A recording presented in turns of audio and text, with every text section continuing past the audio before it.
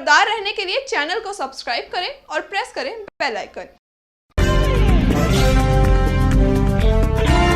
नमस्कार, स्वागत है आपका इंडिया टाइम 24 न्यूज में। मैं आपके साथ साक्षी सिंह। शहीद भगत सिंह भारत के एक प्रमुख स्वतंत्रता सेनानी थे, जिन्होंने भारत की स्वतंत्रता को एक नई क्रांतिकारी दिशा दी थी, जिसमें भारत का युवा वर्ग पूरी तरह से उनके साथ खड़ा था। आज हम आपको भगत सिंह से जुड़े कुछ ऐसे किस्सों के बारे में बताने जा रहे हैं जिनके बारे में शायद ही आपने सुने होंगे। देखिए हमारी एक खास पेशकश। भगत सिंह का जन्म पंजाब के नवांशहर जिले के खटकर कलां गांव के एक सिख परिवार में 28 सितंबर 1907 को हुआ था। उनकी याद में अब इस जिले का नाम बदलकर शहीद भगत सिंह रख दिया गया। वो सरदार किशन सिंह और विद्यावती की तीसरी संतान थे। भगत सिंह का परिवार स्वतंत्रता संग्राम से सक्रिय रूप से जुड़ा हुआ था। उनके पिता किशन सिंह और चाचा अजीत सिंह गदर पार्टी के सदस्य थे। गदर पार्टी की स्थापना ब्रिटिश शासन को भारत से निकालने के लिए अमेरिका में हुई थी। परिवार के माहौल का युवा भगत सिंह के मस्तिष्क पर बड़ा असर हुआ था। बचपन से ही भगत सिंह के नसों में देशभक्ति की भावना कूट कूट कर भर गई।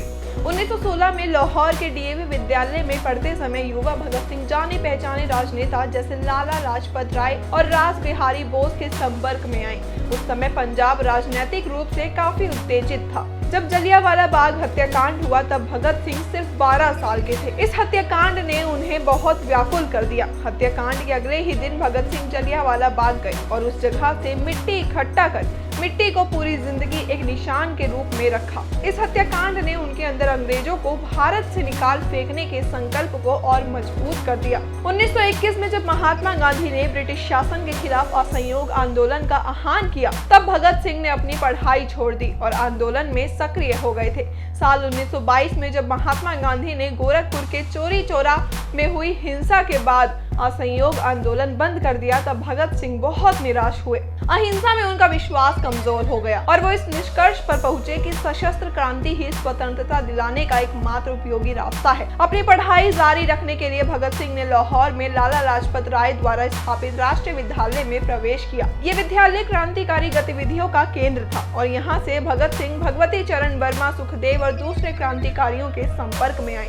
विवाह से बचने के लिए भगत सिंह घर से भागकर कानपुर चले गए, जहां वो गणेश शंकर विद्यार्थी नामक क्रांतिकारी के संपर्क में आए और क्रांति का प्रथम पाठ सीखा। जब उन्हें अपनी दादी माँ की बीमारी की खबर मिली तो भगत सिंह घर लौट आए। उन्होंने अपने गांव से ही अपने क्रांतिकारी गतिविधियों को जारी रखा। वो लाहौर गए और वहां उन्होंने नौजवान भारत सभा नाम से एक क्रांतिकारी संगठन बनाया। उन्होंने पंजाब में क्रांति का संदेश फैलाना शुरू किया। साल 1928 में उन्होंने दिल्ली में क्रांतिकारियों की एक बैठक में हिस्सा लिया और चंद्रशेखर आजाद के संपर्क में आए। दोनों ने मिलकर हिंदुस्तान समाजवादी प्रजातंत्र संघ का गठन किया। इसका प्रमुख उद्देश्य था सशस्त्र क्रांति के माध्यम से भारत में गणतंत्र की स्थापना करना। फरवरी 1928 में इंग्लैंड से साइमन कमीशन नामक एक आयोग भारत दौरे पर आया। उसके भारत दौरे का मुख्य उद्देश्य था भारत के लोगों की स्वायत्तता और राजतंत्र में भागीदारी। पर इस आयोग में कोई भी भारतीय सदस्य नहीं था, जिसके कारण साइमन कमीशन के विरोध का फैसला किया जाए। लाहौर में साइमन कमीशन के खिलाफ नारेबाजी करते समय लाला लाजपत राय पर क्रूरतापूर्वक लाठीचार्ज किया गया, जिससे वो पूरी तरह से घायल हो गए और बाद में उन्होंने दम तोड़ दिया। भगत सिंह ने लाजपत राय की मौत का बदला लेने के लिए ब्रिटिश अधिकारी स्कॉट, जो उनकी मौत का जिम्मेदार था, उसको मारने का संकल्प लिया।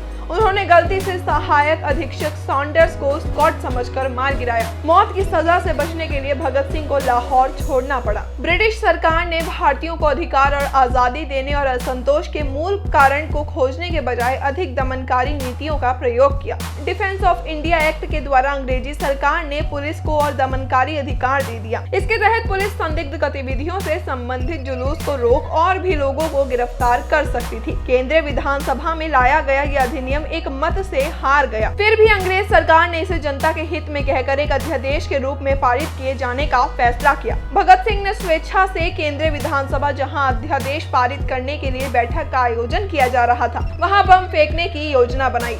ये एक सावधानी पूर्वक योजना रची गई थी, जिसका उद्देश्य किसी को मारना या चोट पहुंचाना बिल्कुल नहीं था, बल्कि सरकार का ध्यान आकर्षित करना था और उनको ये दिखाना था कि उनके दमन के तरीकों को और अधिक सहन नहीं किया जाएगा। 8 अप्रैल 1929 को भगत सिंह और बाटुकेश्वर दत्त ने केंद्रीय विधानसभा सत्र के दौरान विधानसभा भवन में बम फेंका। बम से किसी को भी नुकसान तो नहीं पहुंचा। उन्होंने घटनास्थल से भागने के बजाय जानबूझकर गिरफ्तारी दे दी। अपनी सुनवाई के दौरान भगत सिंह ने किसी भी बचाव पक्ष के वकील को नियुक्त करने से मना कर दिया। जेल में उन्होंने जेल अधिकारियों द्वारा साथी राजनीतिक कैदियों पर हो रहे अमानवीय व्यवहार के विरोध में भूख हड़ताल की। 7 अक्टूबर 1930 को भगत सिंह, सुखदेव और राजगुरु को विशेष न्यायालय द्वारा मौत की सजा सुनाई गई। भारत के तमाम राजनीतिक नेताओं द्वारा अत्यधिक दबाव और कई अपीलों के बावजूद भगत सिंह और उनके साथियों को 23 मार्च 1931 को फांसी दे दी गई। तो ये थे शहीद भगत सिंह, जिन्होंने साहस पूर्वक हर मुश्किलों का सामना करा। बहरहाल इस खबर में इतना ही। बाकी की तमाम बड़ी खबरों के लिए आप बने रहिए हमारे साथ और देखते रहिए इंडिया टाइम 24 न्यूज। खबरों से खबरदार रहने के लिए चैनल को सब्सक्राइब करें और प्रेस करें बेल आइकन।